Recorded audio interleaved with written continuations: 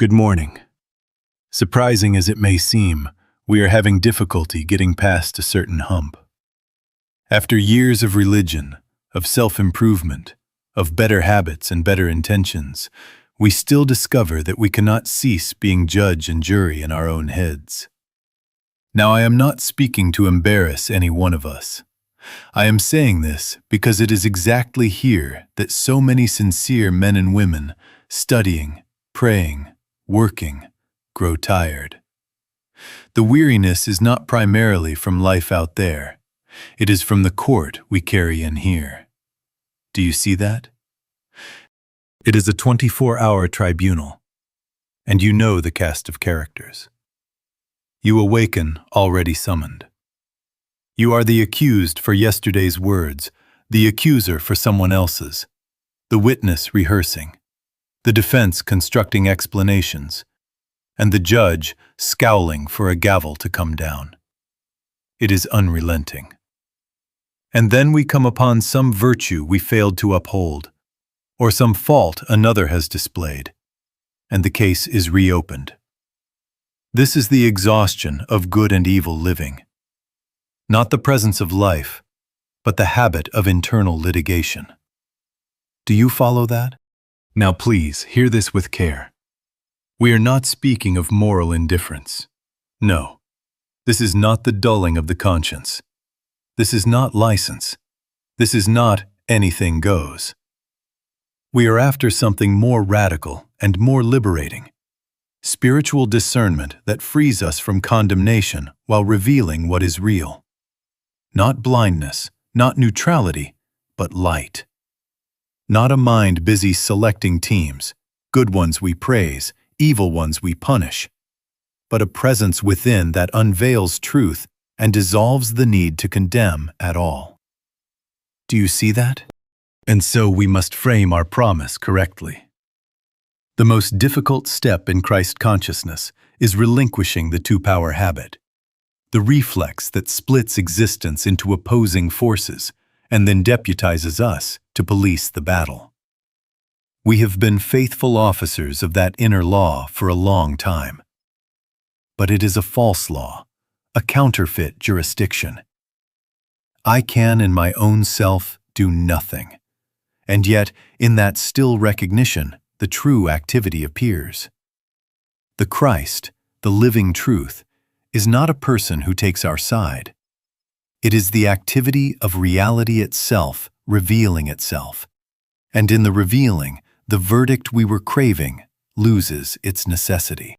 So, for this hour, let us agree that we will not surrender discernment. We will surrender the gavel. We will not excuse harm. We will refuse the intoxication of blaming. We will not become passive. We will become still. This is not duality, not turning to some far-off deity to overrule our enemies. This is merely a human form of turning within to discover that the light which sees is already present as our own being. In this series, we will look at Christ not as a tribal side-taker, but as truth itself, operating, uncovering, correcting, without enmity. And our practice, simple, uncompromising, will be to let that truth do the seeing. Now let us be very plain. Because words like Christ gather centuries of emotion and partisanship around them. And then we imagine that we are calling in a champion to take our side. Not so. Not a person to endorse our anger. Not a moral referee keeping score. Not a tribal badge to distinguish our purity from their pollution. Not an emotional preference. I like this, I don't like that. Christ is the activity of truth revealing itself. Christ is light, and light does not argue with darkness, does not condemn the furniture it uncovers, does not take sides with window against doorway. It reveals what is really there, and in the revealing, the need to condemn dissolves. Do you see that? When the Master says, "Judge not according to appearance, but judge righteous judgment," He is not asking you to be naive, and he is not giving you a warrant to become a religious magistrate. He is handing you a procedure. Withdraw the personal verdict. Refuse the testimony of the senses as final. Let righteous judgment, spiritual seeing, take place. Righteous judgment is not sentencing. It is light. It is the capacity to behold reality as God knows it. I can in my own self do nothing. Father, thou doest the works. So our practice becomes, Father, what is the reality here? Let thy grace be the sufficiency in this moment. And then wait, be still, until the inner clarity appears. This is not duality, not an appeal to a far-off deity to overrule someone else. This is merely a human form of turning within to discover that the light which sees is already present as your being. God is individual being. God is your being. God is my being. All that God is, I am, not as a human boast, but as the fact that Spirit is the life, the law, the mind of me, and of you, and of that one across the table. And so the Christ does not travel from the sky to take sides. It emerges from within to disclose what was true before the quarrel began. Here is the paradox that frightens the ego. Holiness without condemnation, purity without superiority, strength without cruelty. The mind believes it must punish in order to be serious, must compare in order to be pure, must harden in order to be strong. But grace is otherwise. In Christ's activity there is a firmness like steel and a tenderness like water. You are clear. You are unmoved by suggestion, and yet no one becomes your enemy in your heart. Do you follow that? Practically, this means not racing to assemble allies, not rushing to broadcast opinions, not rehearsing grievances, but entering the inner sanctuary. 3 minutes if that is all you have. I am a willing instrument. I'm willing to be still and let you be God. Often there are no words, and a warmth, a release, signals that the light is doing the seeing. Then, if words are needed, they are given without heat. If action is required, it proceeds without revenge. This is Christ revealing reality, and because it reveals, it does not need to condemn. Now let us face squarely the mechanism that keeps the court in session. Surprising as it may seem, while we say God is, we secretly live as if there are two gods, one called good and one called evil. And our assignment every hour is to manage them by willpower.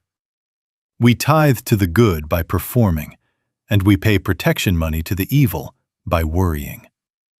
That, my friends, is a substitute religion. It is a religion of anxiety, of constant surveillance. It is not faith, it is fatigue. Do you see that? We learn a few commandments, we shape up a few habits, and then what? We become custodians of our own righteousness. We check our reflections in the mirrors of public opinion. We ask, how did I do? Was I good enough today? And when the mind grows nervous, it reaches for a stronger dose. More rules, more scrutiny, more verdicts. Moralism becomes an addiction. Even being good turns into a project of self-maintenance, an ego polishing, a way to keep the fear of being found out at bay. We perform purity to buy off the terror that there might be a stain underneath. We rehearse indignations. We maintain enemies, because without an offender somewhere, our goodness has no stage on which to preen. Do you follow that? Now hear this negation, because it must be hammered into consciousness. Not the law of sin and purity, not the law of social approval, not the law of shame, not the law of heredity, temperament, or trauma, not the law of newspapers or neighbors, not the law of fear of being seen, not the law of religious points scored or lost, only God as the law of being. One law, one life, one mind. This is not duality. It is the end of competing powers. God is individual being. God is your being. God is my being. All that God is, I am. Meaning the law by which I live is internal, universal, indivisible. Do you see that? Here are the stakes. As long as I need an evil to denounce in order to feel righteous, I cannot be free. I have hitched my identity to an enemy. If there is not one in the headlines, there must be one at home. If not at home, then in my own breast. And so the court never adjourns. Condemnation has to eat. When it cannot feed on them, it feeds on me. The ego cannot live without an opposite. It needs shadow to cast itself as light. That is why two-power living keeps the mind in conflict. It makes holiness dependent on having someone to be holier than. Now, frankly, I can in my own self do nothing to out-argue this addiction, because arguing is its oxygen. But in the still recognition of one law, the oxygen is withdrawn. The Christ, truth revealing itself, dissolves the need for an enemy by unveiling reality. Then discernment remains, but the gavel falls silent. Then action remains, but the theater of superiority is closed. And you, awakened from the substitute religion, begin to live by the fact of one power, one presence, one being, here and now. Good morning. Now we come to the foundation, without which the rest becomes, metaphysical poetry, and not a living way. Hear it as if for the first time, and let it be installed, not as a sentence in a book, but as the nature of your own breath. God is individual being. God is your being. God is my being. All that God is, I am. Not as a human boast, but as identity. I and the Father are one is not decoration for a hymn. It is the fact of being. The place whereon thou standest is holy ground, is not geography. It is consciousness. Your consciousness is the sanctuary. Do you see that? If that is accepted even in part, morality is no longer the self-management of a frightened creature polishing its badges. Holiness is not earned. It is recognized. Righteousness is not a wage for effort. It is the nature of the life that is already living you. This, frankly, is why it is the most challenging thing we will ever allow. It removes the ego's post as manager of virtue. It retires the mind from its beloved role of prosecutor. It takes the medals off the chest that says, "Look what I achieved by discipline and indignation." The human self feels naked without its titles. Good comparer, vigilant judge, tireless fixer. And then the word comes. I can in my own self do nothing. Father, thou doest the works. Now what becomes of the courtroom? What becomes of the gavel? Do you follow that? This is not duality. This is not turning to a far-off deity to overrule a near-at-hand devil. This is merely a human form of turning within and discovering that the light by which you see is God. The mind by which you know is God. The life by which you live is God. God is individual being. God is your being. God is my being. Therefore, the movement we are after is not you becoming better at judging, quicker at separating the goats from the sheep, sharper at moral arithmetic. No. Christ consciousness is awakening to what already is in truth. It is the dissolution of the false judge because reality is revealed. And in the revealing, condemnation finds nothing to feed upon. Practically, it sounds like this within you. I am a willing instrument. I'm willing to be still and let you be God. Let thy grace be the sufficiency here. Reveal what is true where the appearance clamors. Reveal the holiness of this ground that I am standing on, my own consciousness. And then you wait, not passively, not lazily, but attentively, as one who knows that the sanctuary is inside, that the altar is not out there in approval or punishment, but here, in the one life that is being all. You acknowledge, all that the Father hath is mine, not to claim privileges, but to admit source and nature. When God is recognized as your very being, conduct will be transformed, yes, but as fruit, not as self-heroics. Discernment remains, but as light, not as a club. The inner habit of two powers loses its stage, because the actor called me the judge steps off. And so, step by step, we are trained away from self-management into spiritual realization, away from verdicts into revelation. From here, our path is simple, though not easy. Be still. Let the Christ do the seeing. Live from the holiness of the ground on which you stand. Do you see that? We must tell a tender truth here.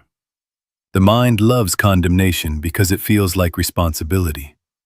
It feels like penance. If I punish myself hard enough, surely it proves I care.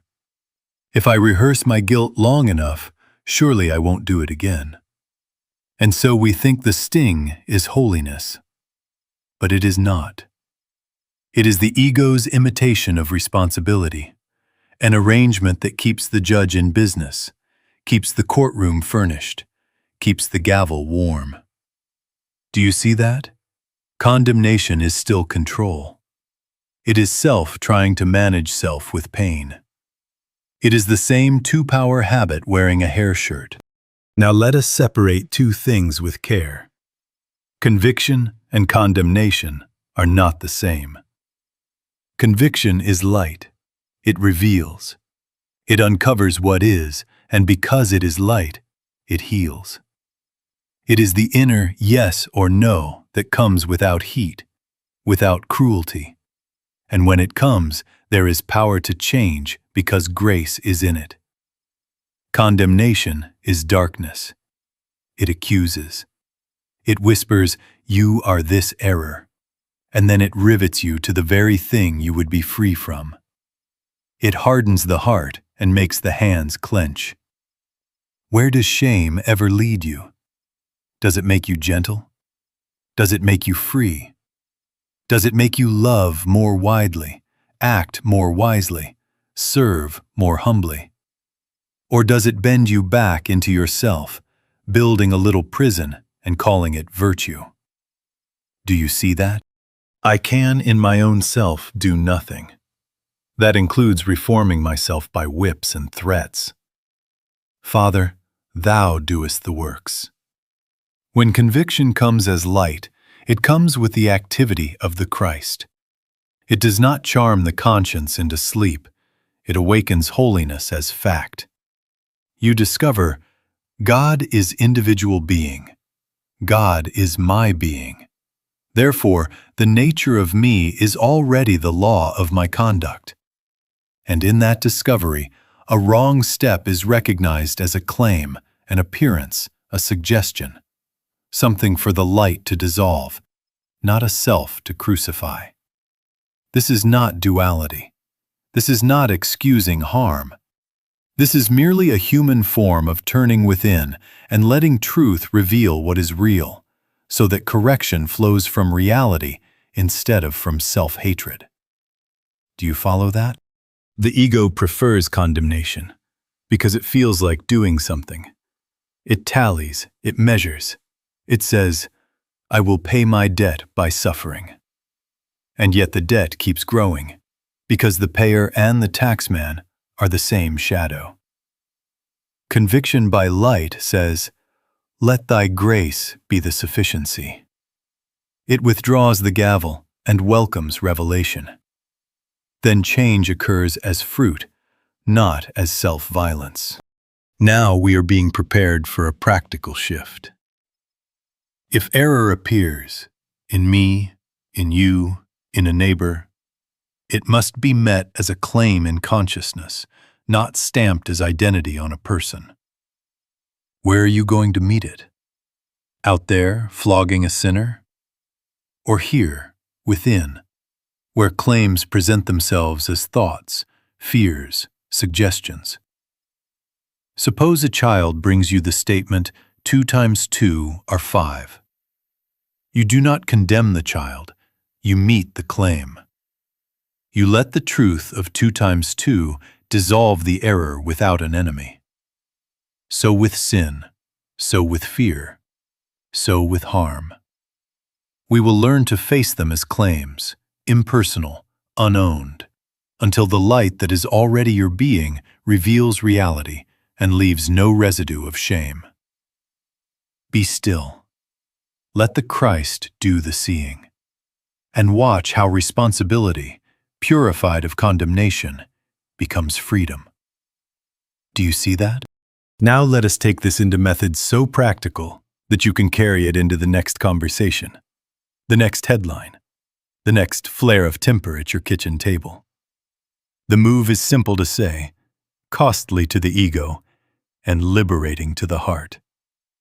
You do not meet error in a person. You meet it as a claim in consciousness. Do you see that? If you try to fix a person, you will condemn.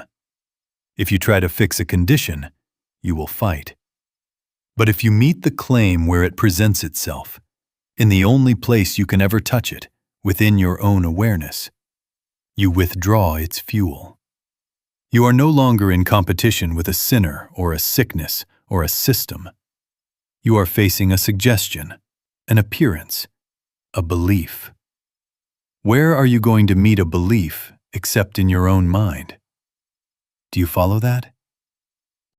Suppose a child brings you the statement, 2 times 2 are 5. You do not tremble or rage. You do not strike the child. You do not say, "You are 5. You meet the claim. How? By quietly knowing 2 times 2 are 4, and letting that knowing correct the picture. The child may protest, may cry, may insist, but your serenity rests in truth, and the error dissolves without an enemy. Now translate this to moral tension. A colleague cheats, a neighbor slanders, a headline stirs fear. The personal mind lunges, accuse, punish, assemble a jury. Christ consciousness waits. What is the claim? Lack, fear, separation, self apart from God. Meet the claim. Father, reveal reality here. Let thy grace be the sufficiency. I will not brand a person. I will let light expose unreality. Then, if words are required, you will speak. If a boundary is needed, you will set it. But without hatred, without creating a condemned other. Not yes to the lie, not permission for harm. No to the lie, yes to truth. Do you see that? This is not duality. This is not excusing harm. This is merely a human form of turning within and letting the Christ, truth revealing itself, do the seeing. I can, in my own self, do nothing. Father, thou doest the works. The personal mind only reacts and therefore escalates. Grace recognizes. Recognition unmasks. When the Christ in you beholds reality, the heat leaves the scene. you will be as firm as steel in saying no to what is not of God, and as gentle as water in refusing to condemn the one through whom the claim shouted. Practically, scripted inside yourself. God is individual being. God is my being. God is their being. Therefore, I refuse the picture that says this one is cut off from life. I meet the claim of separation right here. Sit a moment.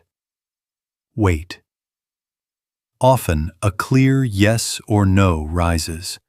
Call, write, step back, say nothing, move forward. But it rises free of injury.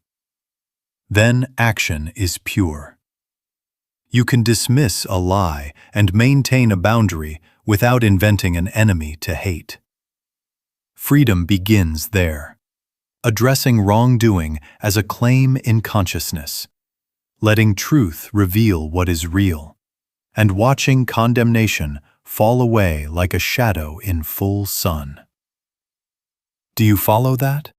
The next fear rises almost at once, and some of you have felt it tightening even as you listened.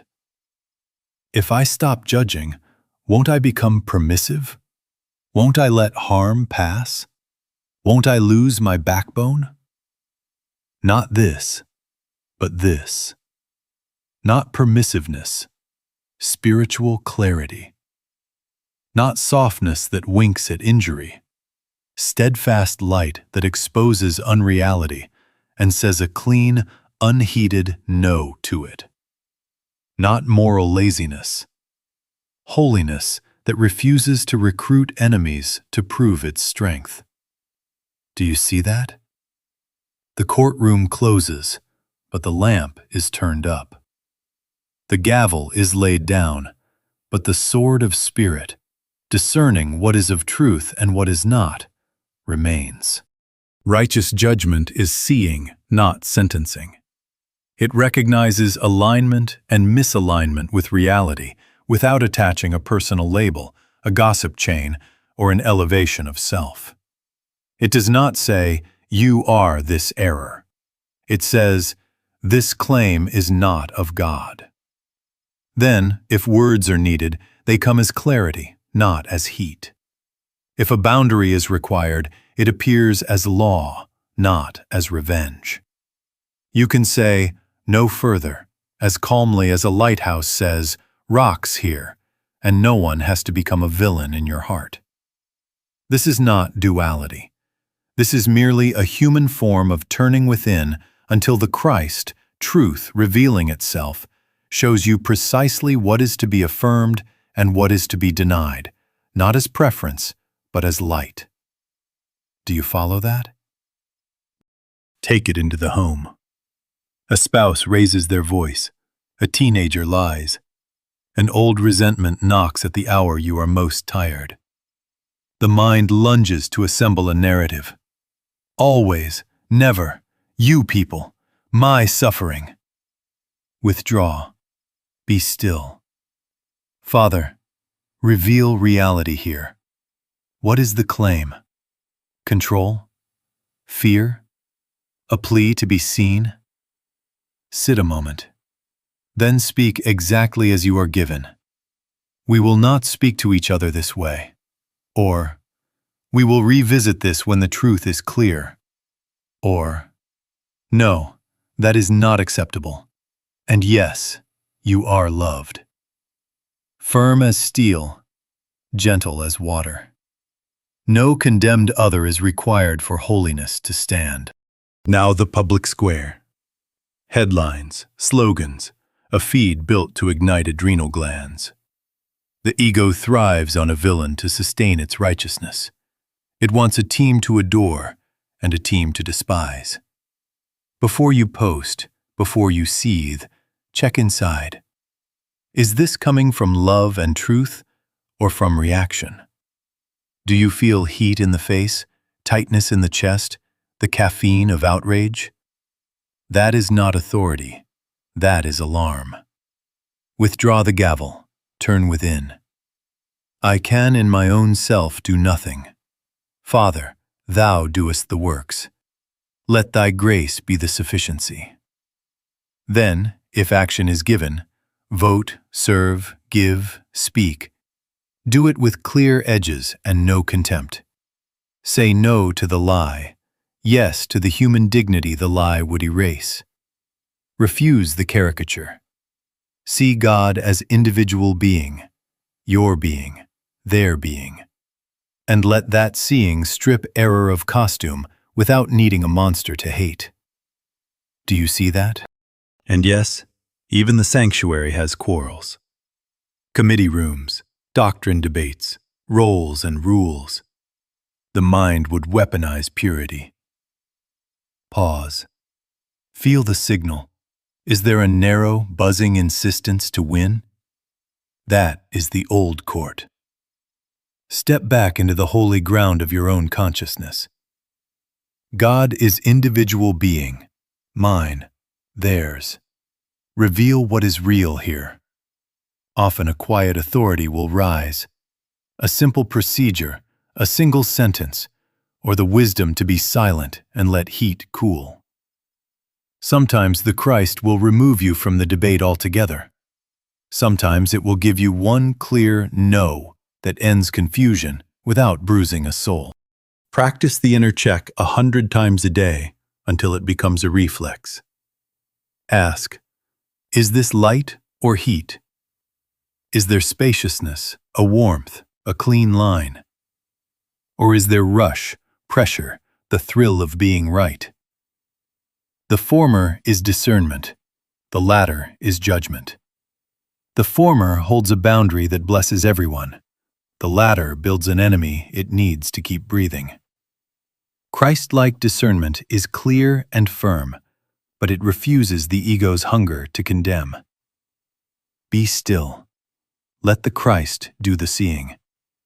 Then let your yes be yes and your no be no, without a single soul turned into your adversary.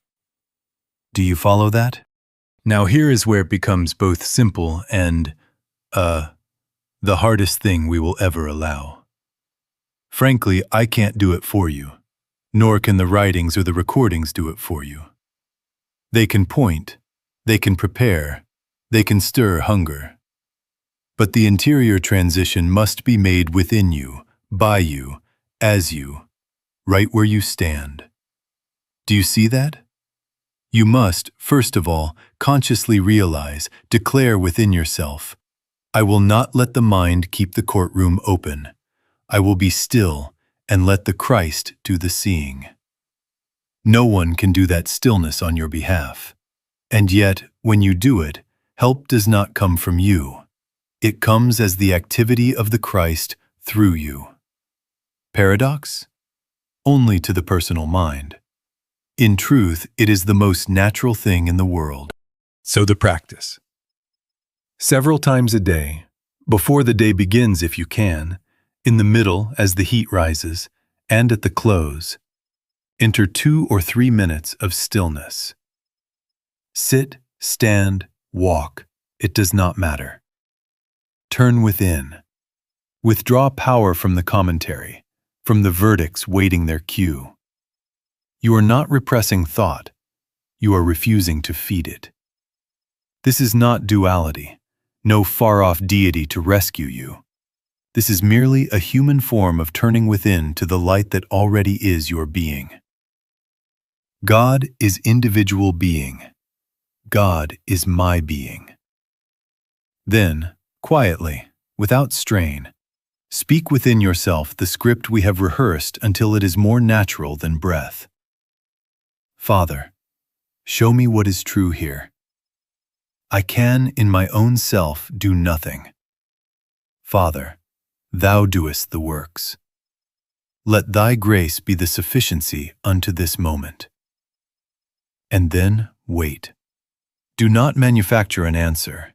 Do not fish for a verse, a clever reply, a strategy to win.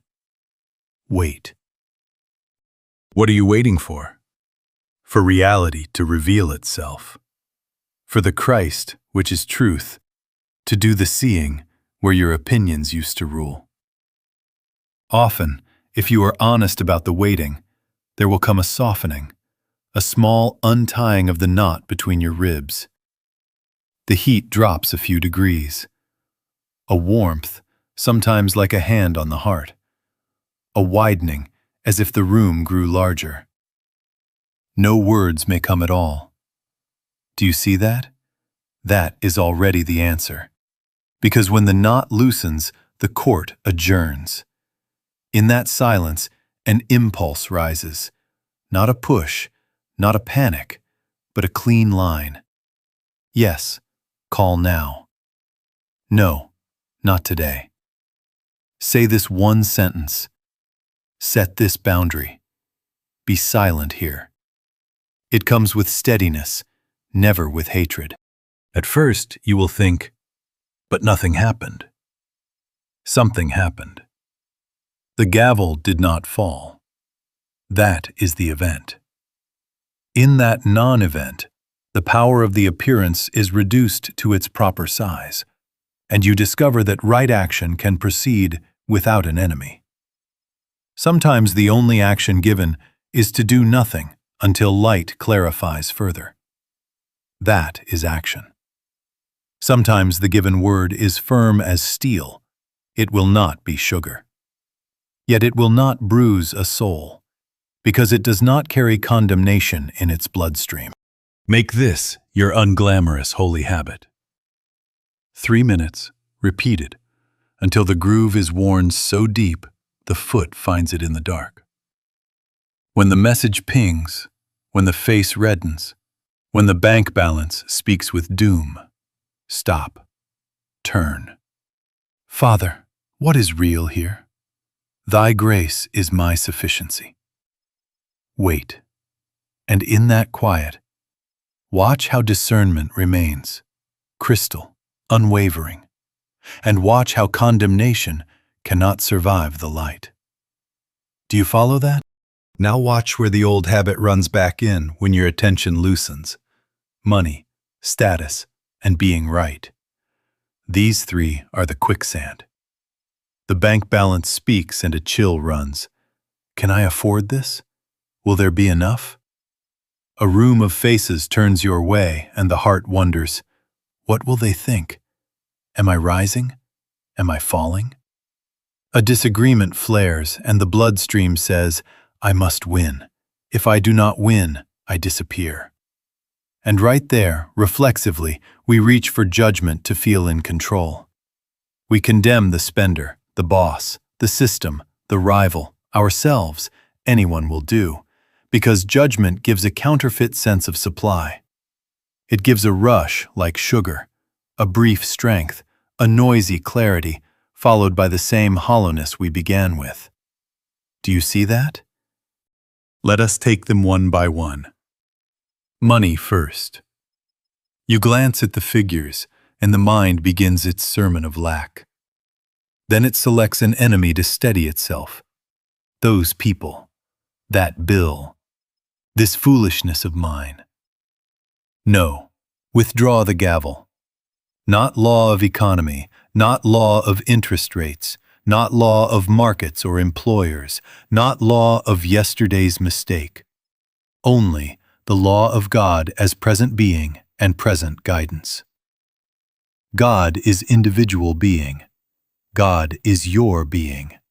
God is my being. All that the Father hath is mine. Supply is not coins. Supply is the activity of grace finding form as need requires. Be still. I can in my own self do nothing. Father, thou doest the works. Let thy grace be the sufficiency here. Reveal what is real in this appearance. Wait for the clean line.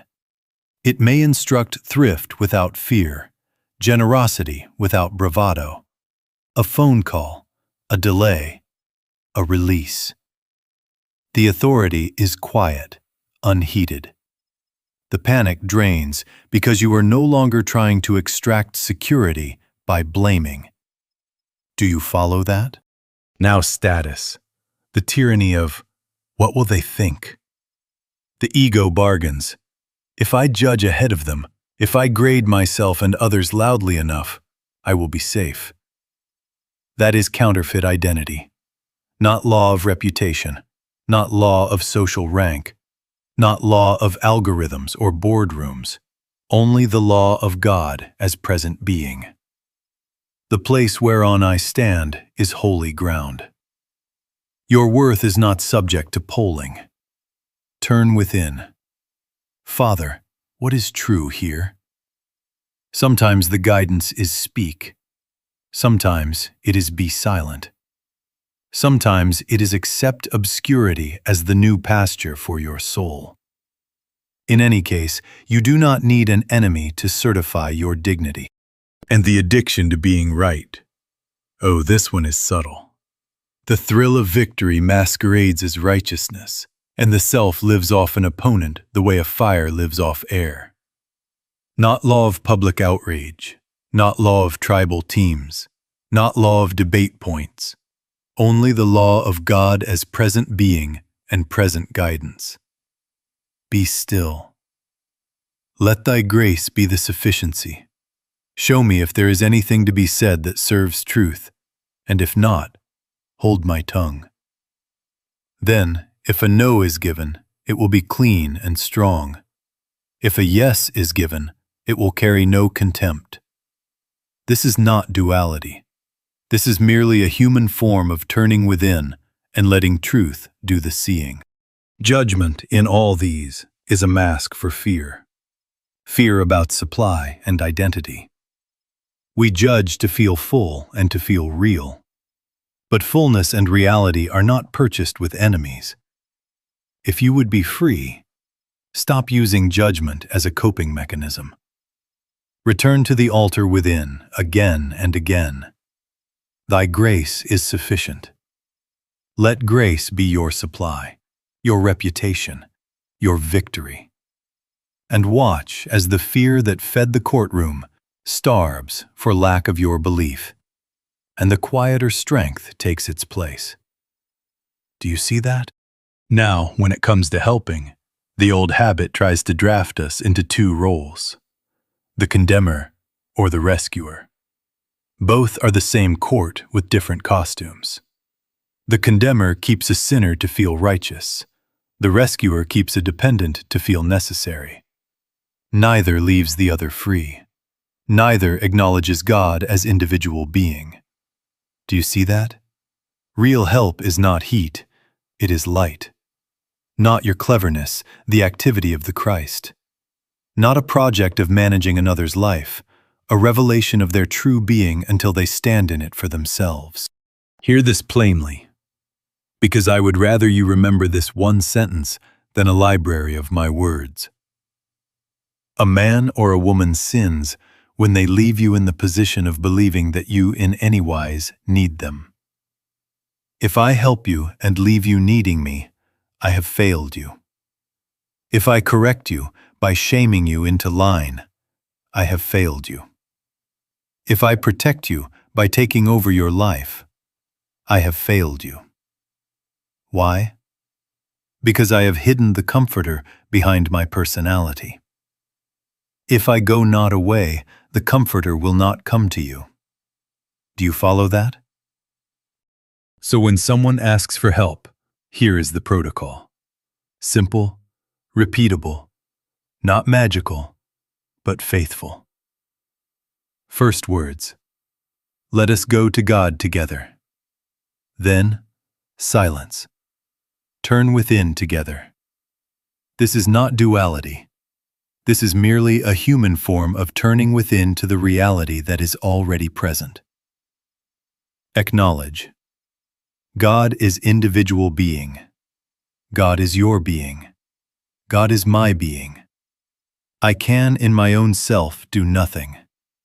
Father, thou doest the works. Let thy grace be the sufficiency unto this individual, this situation, this condition. Wait. Do not diagnose, do not rehearse grievances, do not assemble strategies.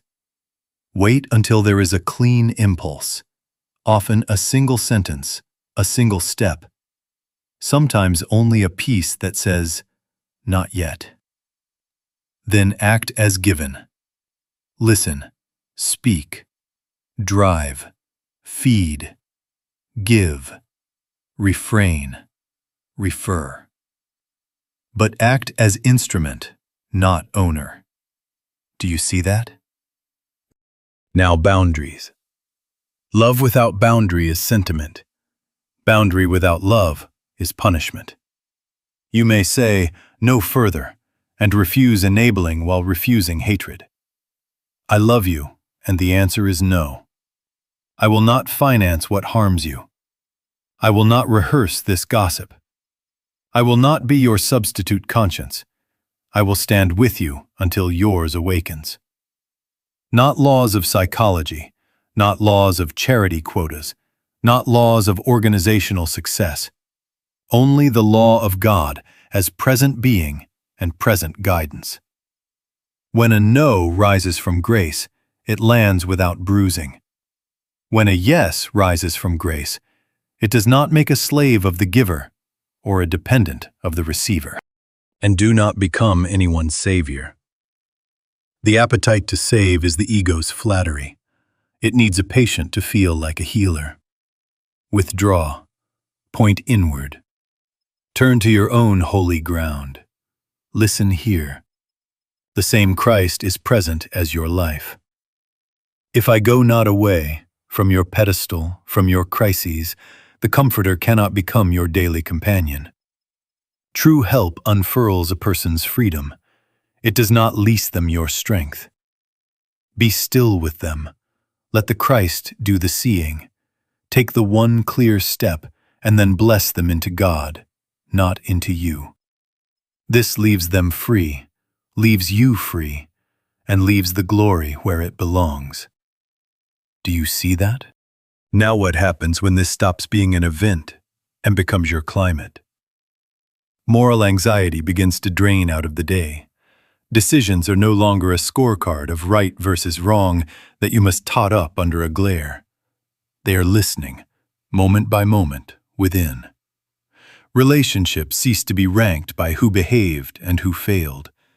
They become spaces where you attend for a word, a silence, a boundary, a blessing. Each one given, not performed. You wake, and before the mind assembles its docket, you are already turned. Father, what is real here? That is the new creature beginning to breathe. If any man be in Christ, he is a new creature. Old things are passed away. What are the old things? The two-power habit, the courtroom reflex, the need of an enemy to feel righteous. Do you see that? But hear me, if this remains a lovely idea, it will harden into another rule, and you will use it to judge yourself. The letter kills, the spirit gives life. As long as the principle sits in a book or in a notebook, it is only literature. When, however, you embody even one of these principles, God is individual being. I can of mine own self do nothing. Father, thou doest the works. You are not admiring truth, you are living it. This message must not make philosophers, it must make instruments. Otherwise, it becomes a new philosophy to wield as a stick. You should be non-judgmental, and the old court is back in session with new robes. Do you follow that? So make it ordinary and frequent. 3 to 5 minutes, several times a day. Nothing mystical about the clock, only faithfulness about the turning.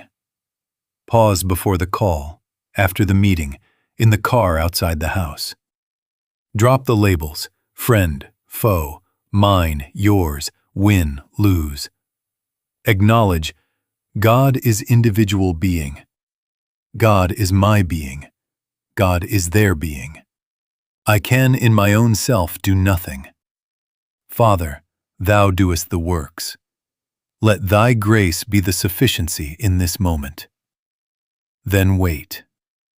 This is not duality.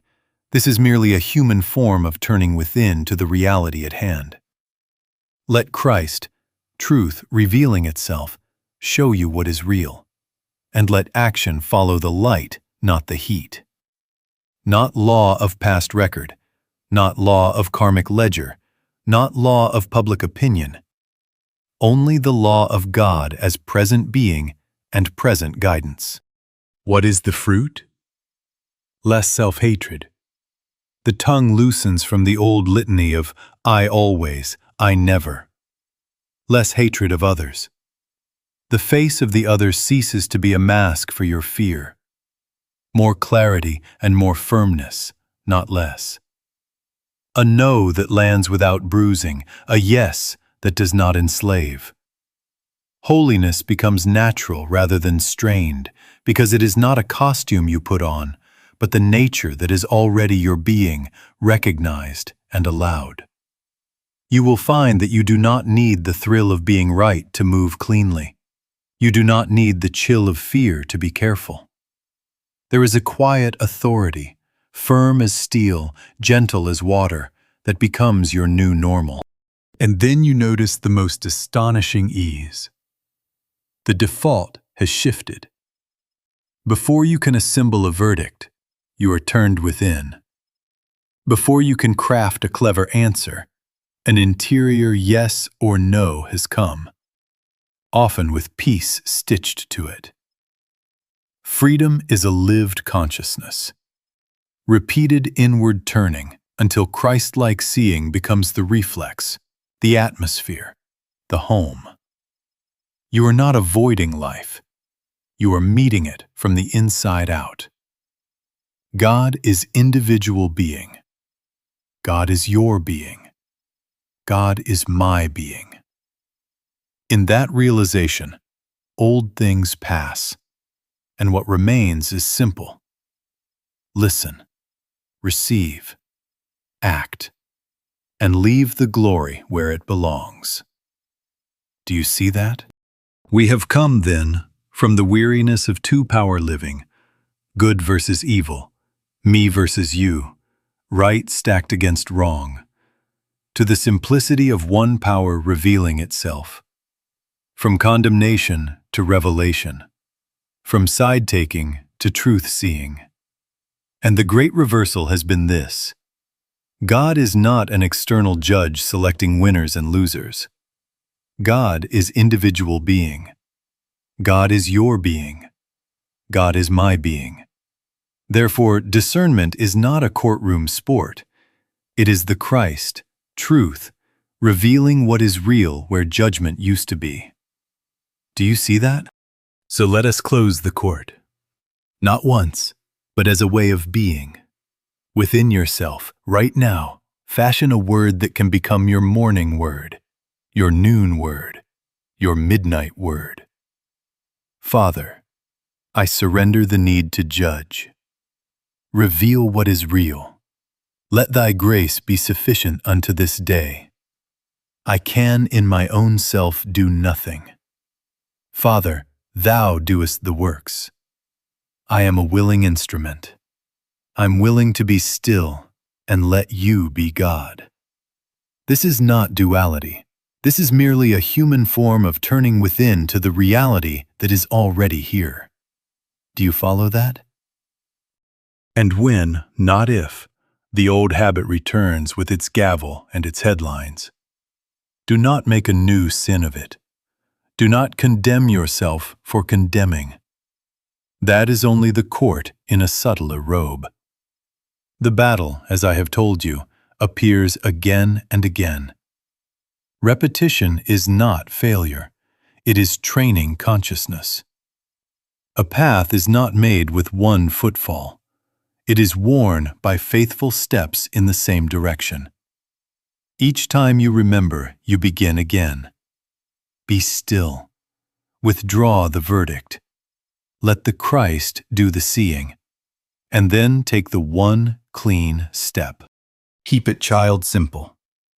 Become as a child, not childish, but childlike, trusting the inner light more than the thunder of appearances. Listen within. Wait for the unheated yes or the unheated no. Act with quiet authority, firm as steel, gentle as water. Refuse the role of prosecutor, of yourself, of neighbor, of world. The world does not need your scorn, it needs your seeing. Your holiness does not require a villain, it requires alignment with reality. God is individual being. The place where you stand is holy ground. So this is the charge. Close the inner courtroom and live by revelation.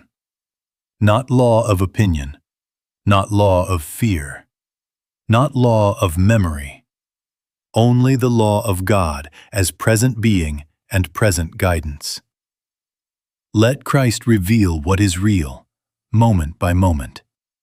Leave the glory where it belongs, and walk out of here light, unhurried, available, eyes open, heart quiet, ready to hear and to do. Do you see that?